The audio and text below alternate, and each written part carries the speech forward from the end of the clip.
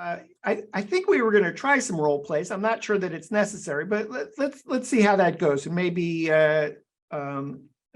Stuart, which one do you want to start with? Yeah, we could just talk about like large national hotel restaurant, company. And, if you take, for example, let's say you have 100 locations around the country. And so, once a month, once a quarter, you're out capturing 3D images, Matterport, and you're creating those spaces, right? And so you start thinking about, okay, well, how are we using these things, right? Like that's a lot of data. How are we getting our teams, who's using them? How are they leveraging those things?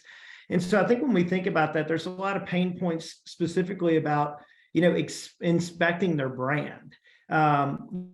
Brand management. How do we make sure that we're living up to those standards? We also see a lot with the PIPs, the property improvement plans, right? Like, hey, what are the things that need to be done from a construction or a repair standpoint to make sure that those standards are being kept up there? We also have seen where these hotels are also having new constructions. They're taking over an existing property, and so their constructions, there's going to be punch lists. There's always compliance.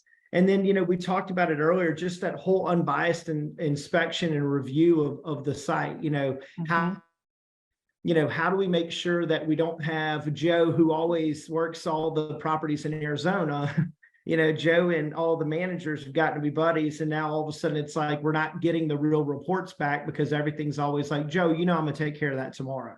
Right. And so, so those are kind of some of the issues that have been presented to us as like pain points around their properties and what it is that they can do specifically with Matterport. Okay, that's cool.